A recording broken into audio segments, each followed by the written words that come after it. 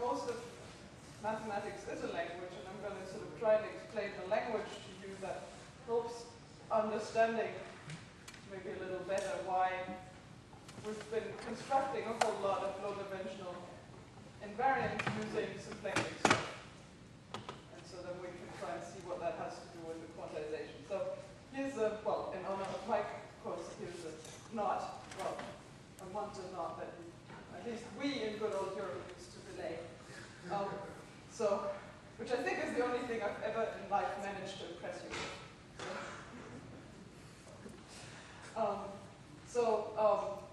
But here's sort of before I start, here's the mantra. And I should say, right, all of this is work with Chris Woodward, and if you want any of this on chain level, you call up Sikimeti now. And you can find Rose's slides. These slides I'll put up on the webpage and a bunch of papers also. So let's see. Let's say we want something that classifies links or knots. So one pretty easy idea is, well, let's just chop it into simple pieces. So that's some sort of decomposition of topological category then. I don't think we need another word for that. The next arrow I would really like to call symplectization or symplectic field theory, but somehow history was faster than me. So it's neither of those. But we're sort of doing some sort of classic, I mean, the examples that I know of these constructions are some classical field theories. They somehow take, say, punctured surfaces and make symplectic manifolds out of them, and they take tangles and make Lagrangian correspondences out of that, and I'll define that in a moment. So we'll get in some sort of symplectic category, which doesn't really, there's no holomorphic curves yet. But then we can start counting holomorphic curves, and one might want to call that a quantization, and we'll get some sort of flow homology out. So then the question is, how is this knot related to that flow homology? And the claim is that if you do this right, you get an invariant of the knot out. So,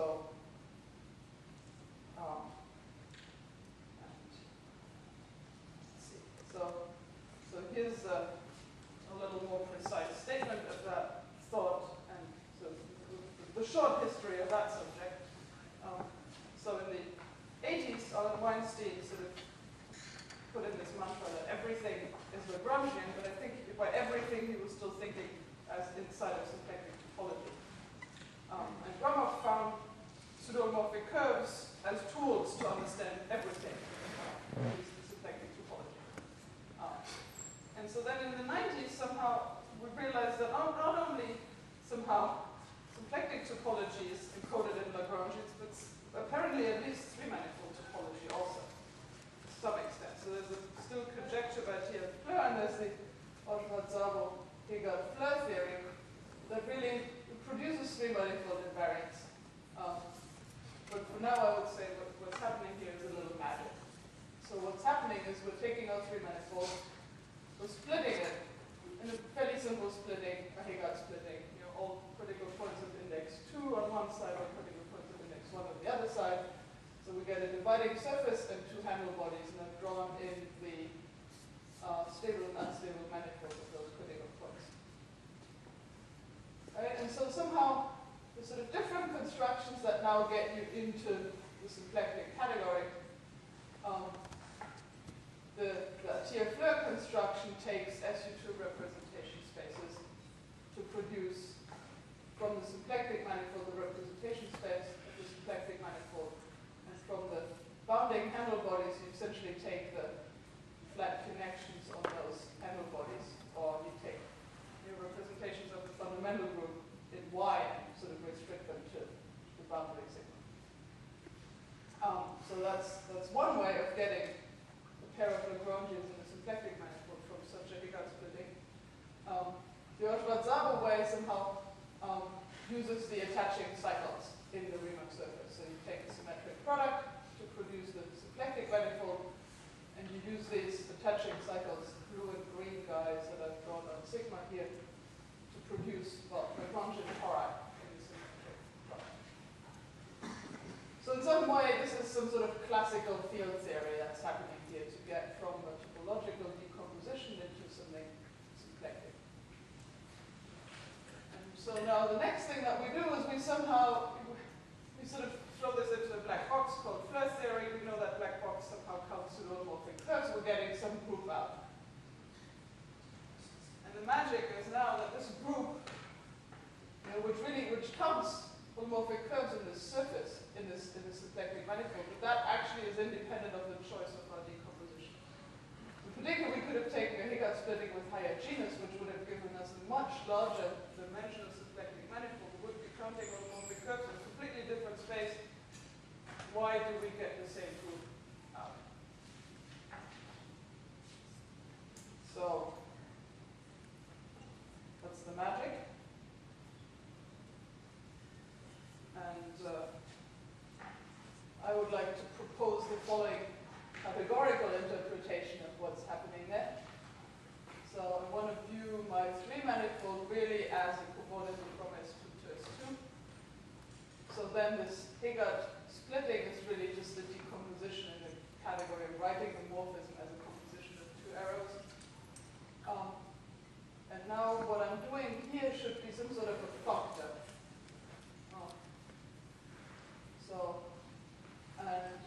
Well, the constructions that we're doing are sort of nice in the sense that they produce, from S2, they produce my favorite symplectic manifold that's a point. Right, so the cobordisms should go to Lagrangians. They are somehow arrows, and the two manifolds should go to the object symplectic manifolds. So if that's a functor, right, then different decompositions here give me somehow just different decompositions of the same morphism here. And so then if this is part of a two-category structure, I can take the two-morphism space of this morphism. And that is going to be independent of the actual decomposition of this morphism. So that means, well, that's sort of the end of the talk. Except, I'm sort of, I should probably now explain to you why, what actually the symplectic two category is.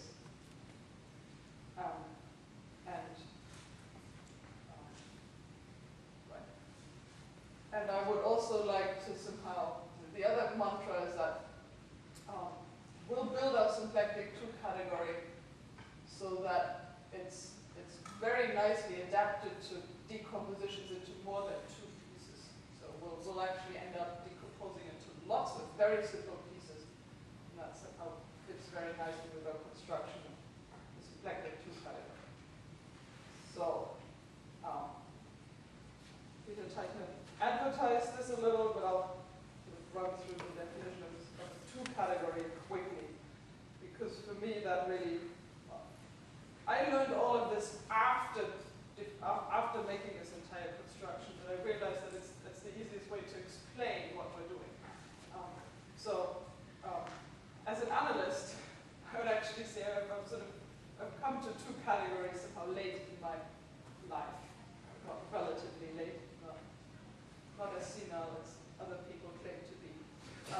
But I still, for most of my mathematical life, I didn't think I'd ever get excited about the notion of the two categories.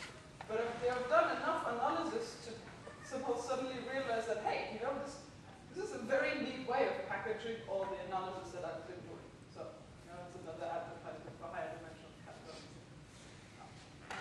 So, let's see. So, one easy example where the notation with arrows really makes a whole lot of sense is where your objects are categories, your one morphisms are functors, your two morphisms are natural transformations. Fine.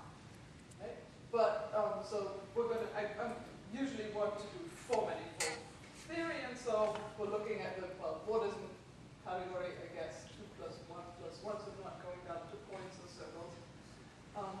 So I want my objects to be two manifolds, morphisms to be three cobordisms, and two morphisms somehow to be sort of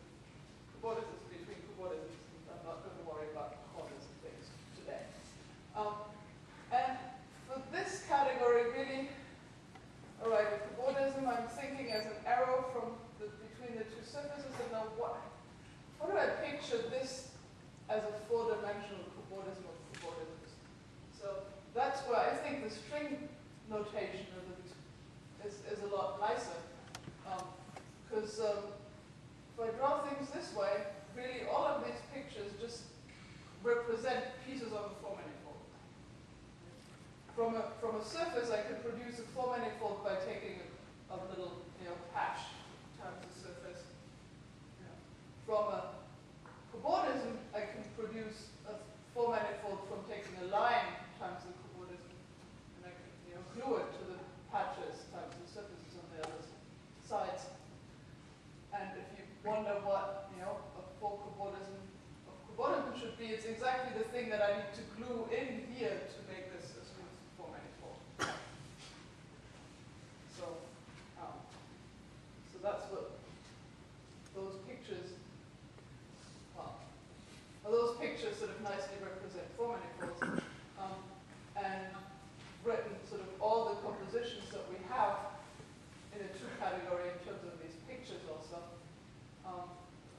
So really, in the cobordism category, all those compositions just mean, gluing bits of four-manifolds together in whatever order. And, well, it really, when we're building four-manifolds, it really doesn't matter in which order I, put these blocks side by side. And that essentially proves that the cobordism category is a two category. So what I need is some sort of associativity and, compatibility conditions between these compositions. So here's the basic two-category axiom that says, well, this big diagram here should make sense. That means, however I interpret it as compositions of two morphisms, it should give me the same two morphisms. So let's see. Okay, there's an object sigma naught and object sigma 2. If I go along the line up here, I have two cobordisms that get composed. That gives me this arrow. If I go down here, there's two other cobordisms. That gives me this arrow.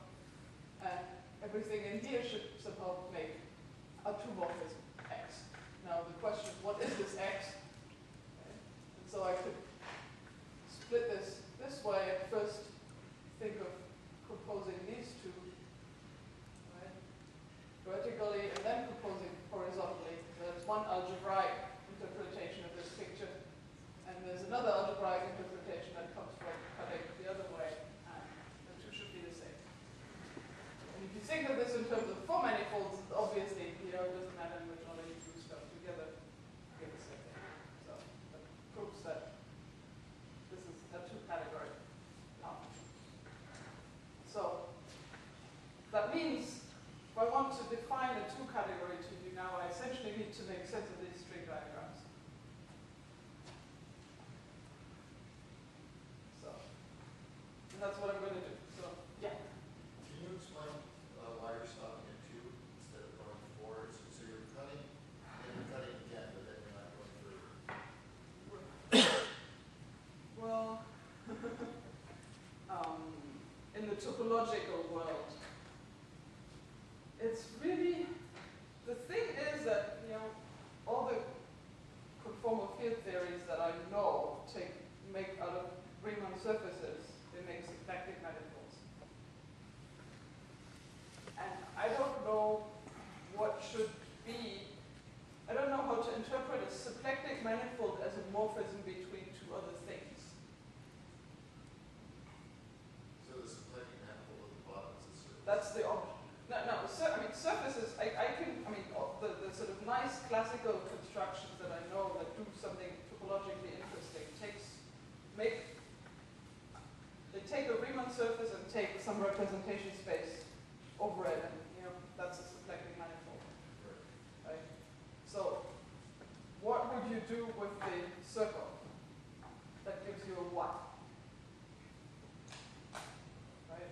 So somehow, and then plus I don't know what to do with surfaces with boundaries, right? What would be the representation space for a surface with boundary? It's not a symplectic manifold. How is that something symplectic, I guess? And that's really the reason that I go probably down to dimension 2, because two manifolds and three cobordisms have nice interpretations of the symplectic world. I'll have nice representations. Right? If you take representation spaces or these symmetric products, you somehow get into a symplectic side. So there's nothing symplectic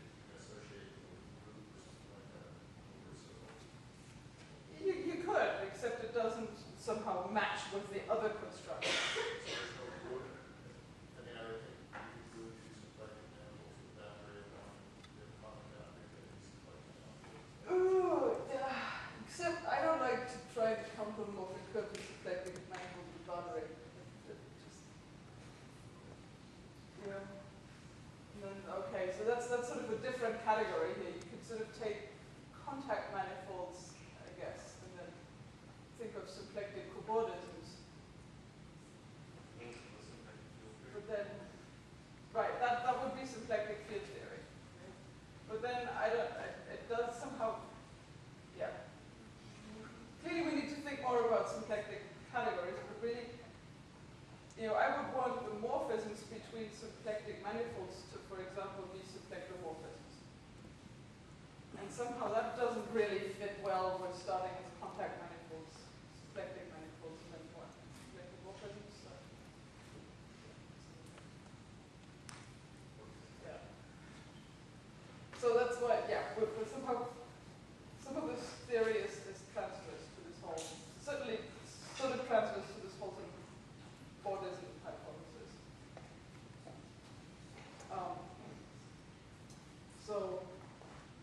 Right, but so let's forget about the topological applications for a moment, right? Figure out whether we could, maybe do sort of interesting 0, 1, 2 theories with this. Let's just sort of construct a symplectic 2 category. That hopefully is helpful in any way. So I'm going to do the homology version because it's not talking, so if you want the shape level version, you got to get Symplectic on board. So, so my object should be symplectic manifolds, and I'm going to, need to do a little bit of analysis. So what I mostly care about in the symplectic manifold is that we have a contractible space of almost complex structures that compatible with the metric, with the symplectic form. So, okay. And so now I'm not quite going to tell you how, right? So really what I ought to tell you is how this string diagram here defines a 2 morphism. But I haven't told you what a 2 morphism is yet. So I'm just going to claim that every string diagram represents some well-posed PDE. And for this very simple string diagram, that's just a patch, a 2-dimensional piece of surface marked with a simple object, so a symplectic manifold. My PDE is just the Cauchy-Riemann equation. So, and we all, have at least heard that these modular spaces have nice compactness properties and then sort of Fredholm problems. Have a hope of recovery. So that's the starting point. Oops. And now, okay, so we know what sort of very basic building blocks we would like as morphisms between symplectic manifolds. So really the most basic building block is a symplectomorphism. But we're going to interpret a symplectomorphism just as its graph. So the graph of a symplectomorphism actually is a Lagrangian submanifold in the product of the symplectic manifold. So in more generality, I'm going to call an elementary morphism a Lagrangian submanifold in M times N, where I'm going to have to reverse the symplectic form of one of them so that symplectic morphisms fit into the picture nicely. So now I could have morphisms between symplectic manifolds of completely different dimensions. So that was sort of one of the essential notions that Alan Weinstein introduced. So examples now are there's sort of a very silly morphism that somehow does not let M0 and M1 talk to each other at all. I could just take a Lagrangian in each of the symplectic manifolds. Take their product. That's a Lagrangian submanifold in the product, and it's sort of it's a silly morphism. It's not a relation between the two. So like, the two sides don't interact. And more interestingly, actually, symplectic quotients fit into this notion of the Lagrangian correspondence, and in fact also in most types of coisotropics. So I think this could also be key to the sort of idea in mirror symmetry that coisotropics should be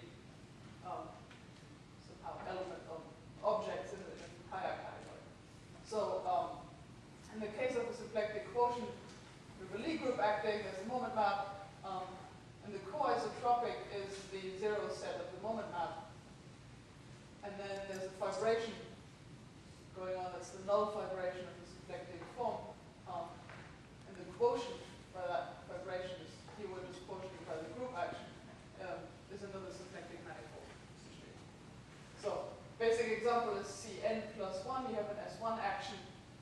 The zero set is a large sphere. You quotient by S1 again, you get Cpn. And this large sphere, so the, what is that, 2n plus 1 dimensional sphere in Cn plus 1 embeds into this product of the two. Right? So it embeds into Cn plus 1 and it projects to Cpn. And that is a Lagrangian embedding into the product. So that's how symplectic quotients are also morphisms. Because they're these elementary Lagrangian correspondences. So, but okay, so that's my one morphisms. Oops. And I should at least make sense of a string diagram a little, right? So now L should be a morphism between M and N. So how do I make sense of this picture as a PDE? So there's two elements that we already know. So there's a little patch labeled with the symplectic manifold M. So there should be a little bit of a holomorphic curve parameterized by the green patch. And there should be another holomorphic curve parameterized by the blue patch. And now there's this line between them, which I like to call a seam because really it sort of identifies two boundary components of the two patches. And in that sense, I could define mu times d on that seam, right? That maps to m times n. And now I could just ask it to not just map anywhere in m times n, but into this Lagrangian submanifold. Why is that a good PDE? Well, I always say this in talks, and people either just totally get it or they just stare at me. So I'm going to try a little harder this time. So the claim is you can just fold this two together, and really what this becomes is just a piece of holomorphic curve at m times n with boundary condition on L. Then you got to call your friendly analyst and ask them, well, Lagrangian boundary condition for Cauchy-Riemann equation, is that good? And they'll say, awesome, good, elliptic, compact, good. So Based on the C, you have no boundary condition. no, it's in the interior. I mean, so I should say, this outside here is going to get, compactified, and going to be something else. I'm just talking somehow locally. The C has to be real analytic. Yes, yeah. Well, I still, one of the interesting analytic questions in this field, but what you do when you see is not real analytic, well, that's still an okay PDE. No, we usually make our complex structure so that the seams are real analytic. So here's the picture of what happens in this symplectic reduction case. So there's a bit of green curve, and here's the image, right? So somewhere in Cn plus 1, there's a bit of holomorphic curve, and it has a boundary component. That boundary component is forced to lie on that zero set of the moment map. That was a large sphere. That is not a good boundary condition yet. That's just a codimension 1 boundary condition. Right? So that is sort of underdetermined. On the other hand, there's this blue piece of curve that's a bit of a curve that sits in Cpn. And if I say I already know my green curve, then I have this boundary condition. I can just project this down. That gives me a curve in Cpn. And I'm asking this blue curve to have exactly those values of the boundary. Now that's overdetermined for a Cauchy-Riemann equation. So if I think about it this way, that's not good, right? But there's an underdetermined and an overdetermined PDE, and if I just view them together as this map W, that's sort of U and B together, then this is a perfectly nice PDE. Locally, it's just a holomorphic curve in the product with a Lagrangian boundary condition. So I hope that illuminates a little why. Locally, these are okay pictures. And then we know that we can patch estimates together, so that makes this sort of globally an okay PDE.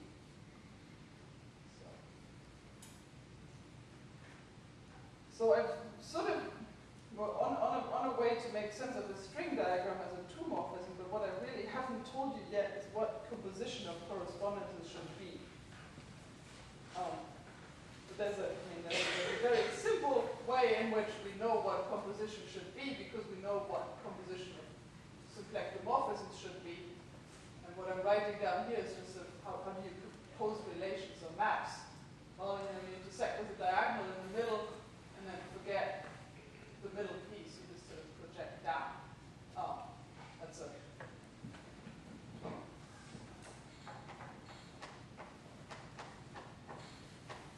right. If I think of these as actual maps, just leaves whatever maps here is the same thing that should get mapped here. So I'm intersecting with the diagonal here, then I forget where I actually was here to get that back from 0 to 2. And the nice thing is that this composition is also exactly the composition that we get in the classical field theories. So, I've already sort of hinted that the symplectic manifolds should be some sort of representation spaces. And for this purpose here, think of this for a moment as flat connections mod gauge. That's a singular space, right? I don't actually claim that I can do anything with it. It's just a simplifying example. So what my Lagrangian, well, I didn't really, before in the Atiyah-Flöcken example, I just did one Lagrangian, one symplectic manifold. Now I want to take Y a cobordism between two surfaces, and I would like to understand what the correspondence is between these two symplectic manifolds. And so what I do is I take flat connections on the cobordism modulo gauge and I restrict them to the boundary. So that gives me a pair of connections on the two boundary components here, well, sigma 0 and sigma 2. And well, essentially Stokes' theorem proves me that that's a Lagrangian. So now what happens if I want to compose two, right? If I have two cobordisms that I'd like to compose, what is the Lagrangian associated to the composed cobordism? Well, I want a flat connection on the two bits that better, fit together over the surface. Right? So I'm intersecting with the diagonal over the surface. Right? And then I'm going to restrict to the boundary, so I'm actually going to forget about my entire flat connection except for its values in the boundary. Right? And that's exactly this projection. So for several reasons, this is the right composition for hopefully a two category. Unfortunately, right, there's two things that we don't really like to do with manifolds. There's an intersection that might not be transverse, and then there's a projection. So the little bit of good news is that as soon as the projection, as soon as the intersection is transverse, the projection actually becomes an immersion, and then the image is Lagrangian, but it's immersed Lagrangian. And some people are brave enough to do holomorphic curves with that boundary condition. I'm personally not. And I think you actually get the wrong results if you do this. So for our purposes, very much, this is somehow analytically, this is the wrong composition. It's good as soon as this is actually transverse and the projection is injected, because then it's a nice embedding. And somehow we're not losing information by doing this composition. So for us, really, only embedded composition is good. So we'll need to play some tricks. Yeah. Summary is your composition is only by something. Right. Yes. Yeah. That's exactly what I'm going to do now. There's sort of a general trick that you could do if you have objects in morphisms, but you only have a partially defined composition. You can do a silly trick. Right? So here's the silly trick. This composition be thought of as a pullback? Push out? I guess so. Take the product of the two separate spaces and the inclusion of the Of the three.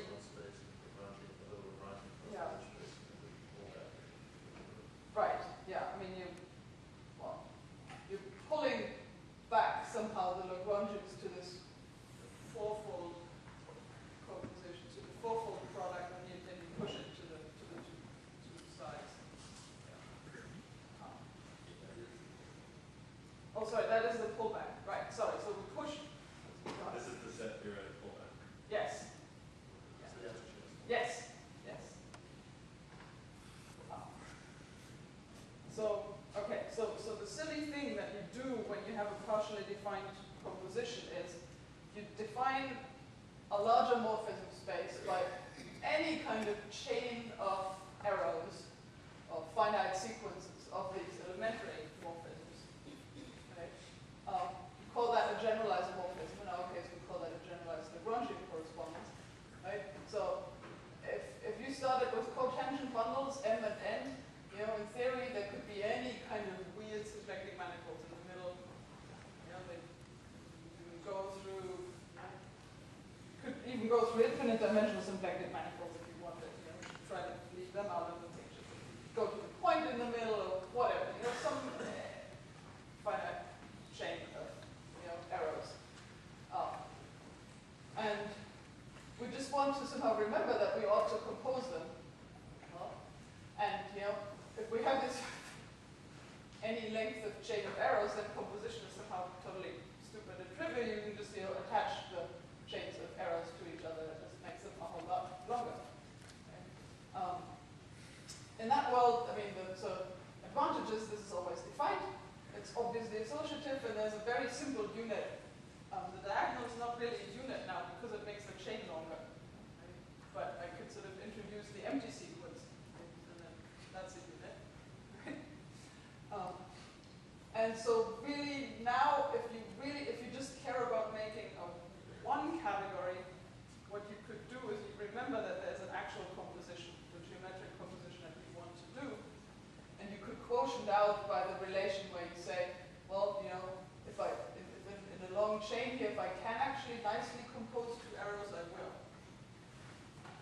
And that makes some sort of decent enough set of morphisms, and where composition will be nicely defined and associative, and still everything. So we could do this, but we're not going to do it here because we want a two category. And so rather than sort of imposing this as a relation, we're going to prove this equivalence within the two category. So that's going to be a whole lot harder, but it's going to also be a whole lot more meaningful. So now we have a good space of morphisms where at least one composition is defined. And now I need to make sense of this string diagram again.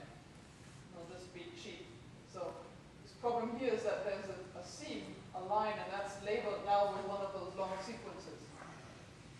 So I'll just declare that if I see a line labeled by a sequence, I'm going to chuck in a whole lot of little strips. So this one line becomes this whole colorful array of strips. So I'm getting more patches into my quilts here, right? I should call it, right? If it has patches and seams, it's a quilt. And that also gives me things to tell immigration officers when they ask me what I'm working on. Somehow that seems a whole lot less intimidating than bubbling or blowing up in anti-self-dual equations. So, right. So now we get to the painful part of this. So I'm going to need to tell you what two morphisms are.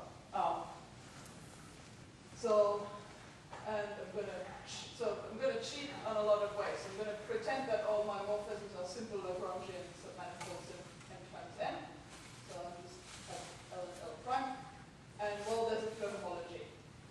Well, what is that flow homology? Well, it's a homology of a complex. The complex really is just generated by intersection points of the two Lagrangians if they are transverse. And then there's a differential on it that counts something pseudo-homologic.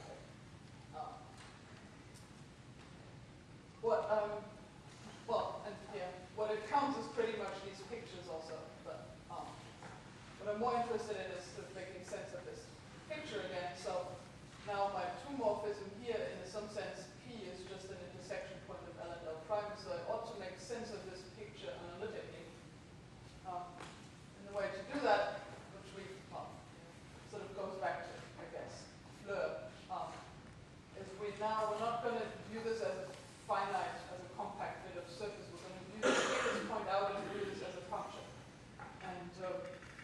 could sort of asymptotic condition as a PDE to just ask the map, the pair of maps sort of as you go into this function to converge to that intersection point.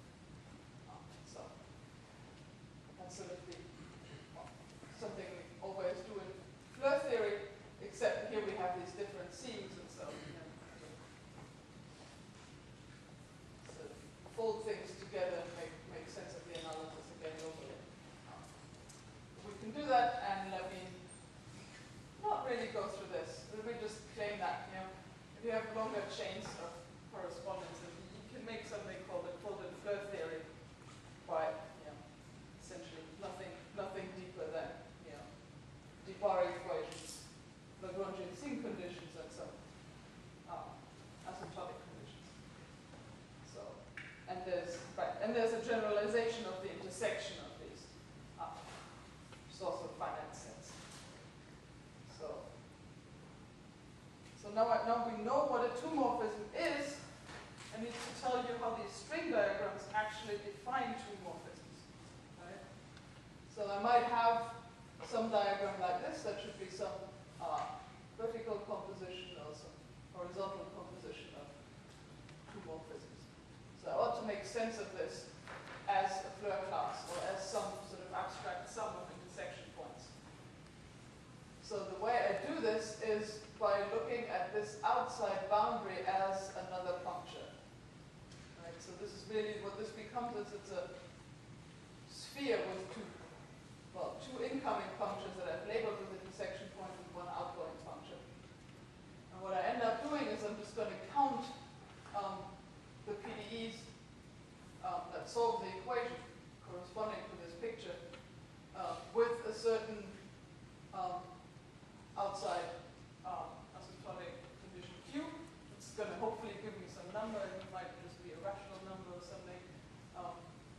But it's a number, and then I'm going to multiply with Q. That's some abstract sum of intersection points.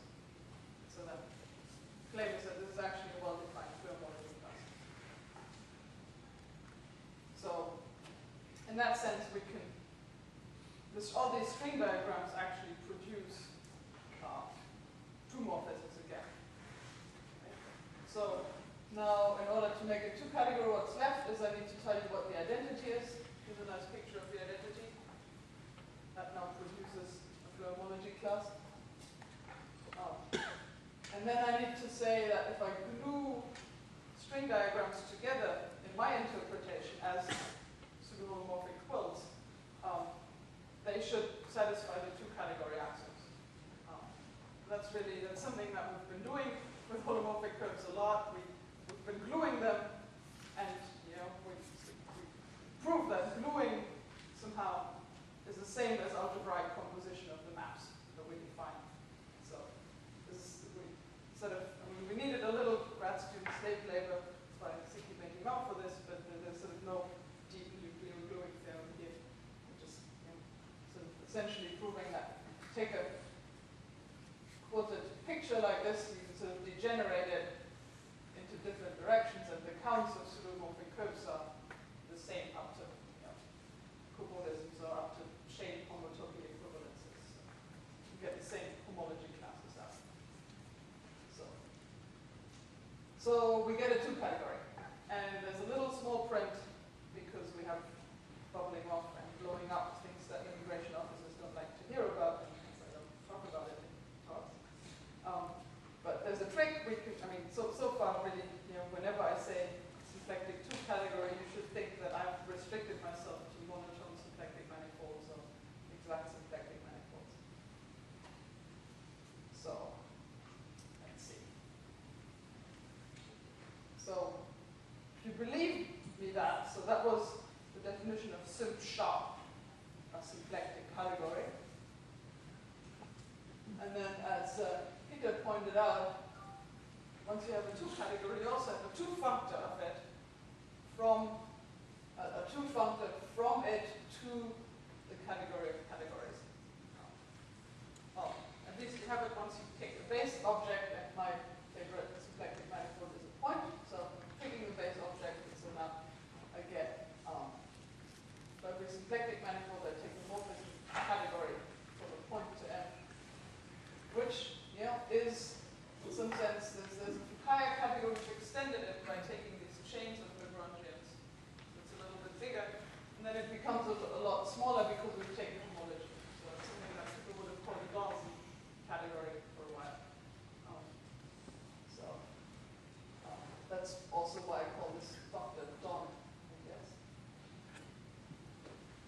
So in this homology for Kaya category, objects are these long chains of Lagrangians, morphisms are some sort of homologies, and there's a composition here where the point is on one side, so you can really forget about this side and you just look at this bit. That's a 3-punctured disk, and that's probably more well known as a feature of composition in the Kaya category. So that's how this comes out of string diagrams. And then, well, we now have a Lagrangian correspondence, but we're going to get a functor out of it simply by the composition functor. So if you compose these morphisms with L01, you get a morphism from a pointer in 1. It's just by sort of silly on the level of objects, you just concatenate with L01. And the interesting question was, what do you do on Flow homologies? And here the string diagram tells you what you ought to do on Flow homology. You ought to write down this picture and interpret it as some kind of homomorphic curves. So again, there's just a point here. So we put this picture onto a disk. There's an outgoing end here and an incoming end there. So that's sort of the first example of an interesting plot.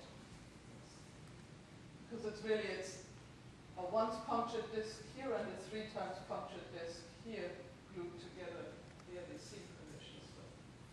So it's not just a holomorphic curve in a product. But you can make sense of those counts. And then this is just a picture that shows that sort of represents the natural transformation. So instead of the incoming end on the outside, now there's an incoming end in the middle of that curve.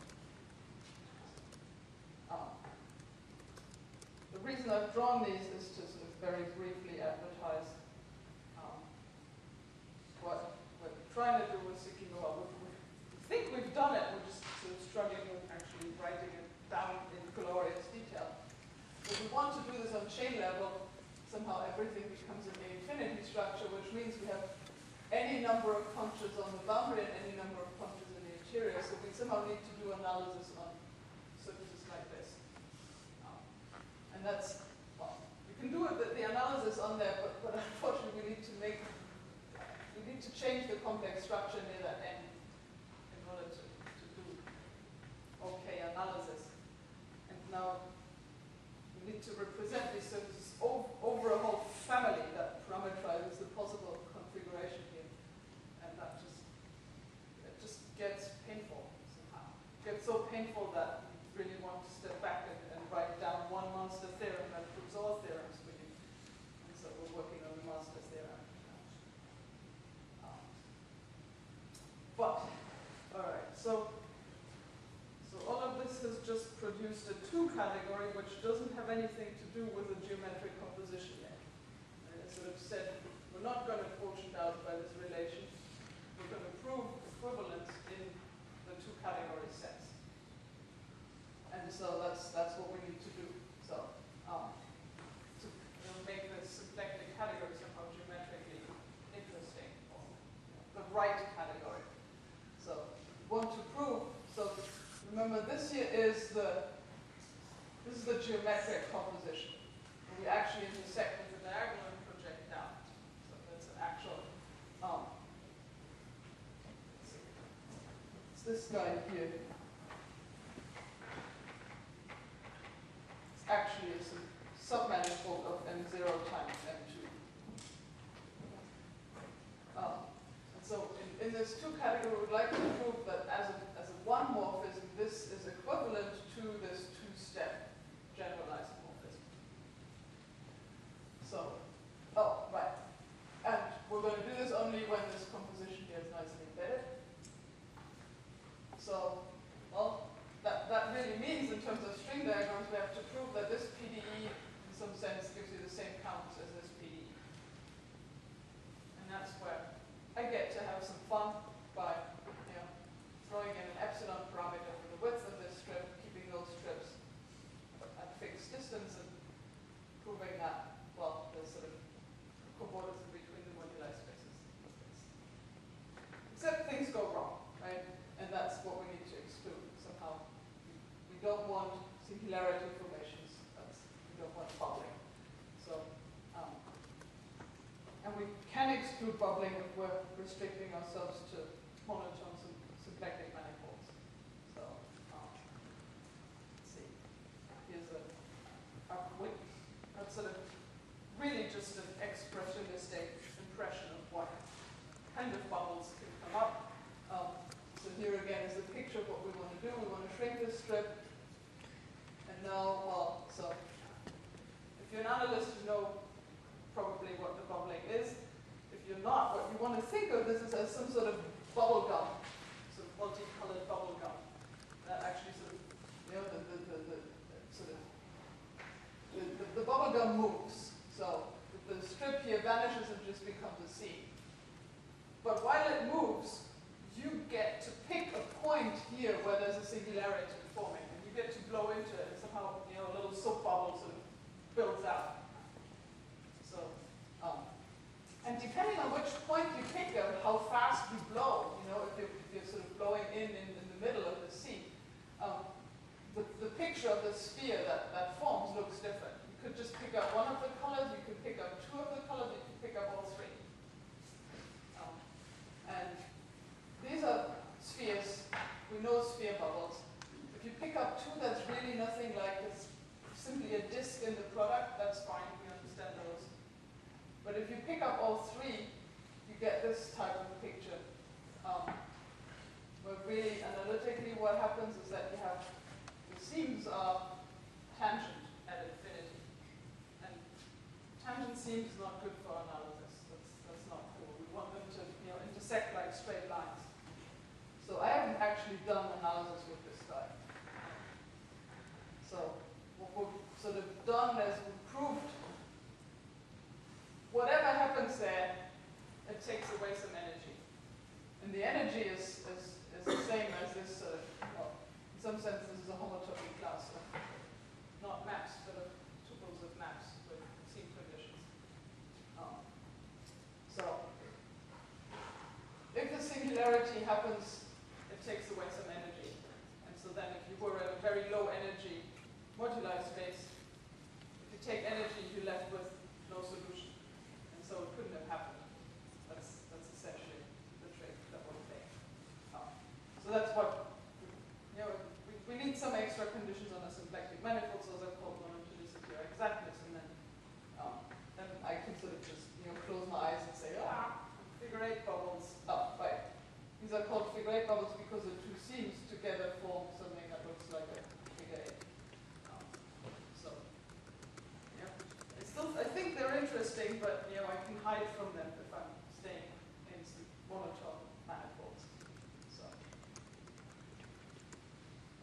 So, and here's the analysis, which I shall not speak of. So, the upshot of this is that now we can sort of quotient by geometric composition. So now I can make a two-category in which symplectic manifolds are objects. Every Lagrangian correspondence is an object, and when their composition is embedded, that actually is the composition in my two-category. What I'm not saying here is that there are some extra morphisms. There are generalized correspondences that also sit in there, and sometimes, you know, composition is a little more strange, a little more algebraic. But it's sort of this sort of core of the two-category is exactly what we want it to be. And the two-functor that we had before now becomes a two-functor from symplectic manifold, from the simp two-category to category modulo isomorphisms. And so, well, if you don't like the categorical notion, you know, here's sort of two parts of that statement. One statement is that quilted flow homology, if you take these sort of long chains of correspondences, is invariant under geometric composition. So if you see any flow homology and you know you can compose those two guys nicely, you can. You get isomorphic flow homology. And the other statement is that this functor between sort of Fukaya categories, these functors compose compose nicely, namely the composition of the functors is the functor associated to the geometric composition of the correspondences. So that's good, and all of this helps us with making our, well, at least our three-manifold invariants. So here's the sort of upshot now. Well, sort of in a very sort of rough first level, well, I've made a functor from Symp to cat. So that means if I have a functor from a topological category to Symp, of course I'm getting a functor from the topological category to cat. But there's sort of more to the structure that we've made. I don't actually need a full functor. I can do with a partial functor. And that has something to do with this notion of elementary morphisms. So what is a partial functor? And I'm sure that is not an okay notion in category theory. So I'm just calling it this. I need to define my functor on any object, right? So any n manifold, in my case, two manifolds, I need to make symplectic manifolds out of. But then I have something like surf theory, or sort of decompositions that David was talking about. I could build up any three manifold from just handle attachment and maybe a trivial cobordism. So these are my sort of prime elements in my category, my elementary morphisms. And really, I only need to associate to those some Lagrangian cobordisms, Lagrangian correspondences. Okay. And if this is going to be a functor, I'd better make sure that the trivial cobordism goes to the diagonal, which should be the identity.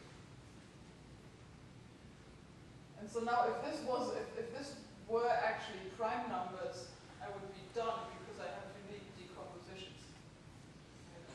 But I don't. Right? So in the three bordism category, I have something called surf moves between different decompositions. So I might have to cancel handles, switch handles. There might be diffeomorphisms. I might have a trivial cobordism that I want to forget about. But there's a sort of a finite list of moves that all involve at most two elementary cobordisms at a time. And what's enough for me now is to look at all those moves and show that in the situation of these moves, actually the associated Lagrangian correspondences embed that their geometric composition is nice and embedded. So that sort of the different sort of the moves on the topological side are related to moves on the symplectic side. And once I have checked this, I automatically get a full functor. So somehow we've constructed our symplectic category so that it very nicely mirrors sort of the search theory for bordism categories. And so it becomes fairly easy to construct these functors because you don't need to worry about very complicated three manifolds. Right? You only need to worry about handle attachments. So that's let's see. Should say, right. Should also say, well, we can add another dimension here, obviously, because we had a two category. We do the same thing. And these are the examples that sort of are in preprint form or not. So I think this started with Tim Perutz doing something called the Lagrangian matching invariance. So that should be the same thing as that. And I think using our formulas is pretty close to proving that that actually is a 2 plus 1 plus 1 TFT in some sense of the word. And the Perutz and Mikili together made this sort of three-manifold invariant that sort of mirrors figure to and similar, Chris and I managed to make some sort of free manifold invariant using singular representation spaces. And we're working on pushing this up one dimension.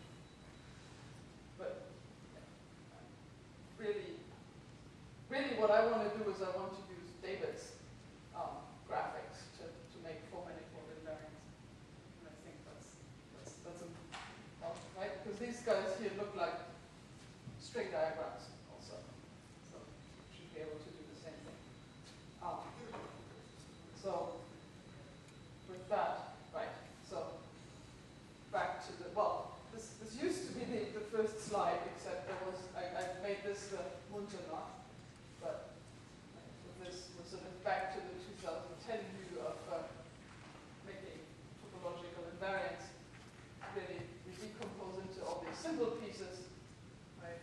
We sort of go into the symplectic category, make a functor here, and then we just throw the two-category structure into the picture, just sort of saying that this here is a functor explains why the whole thing is an invariant.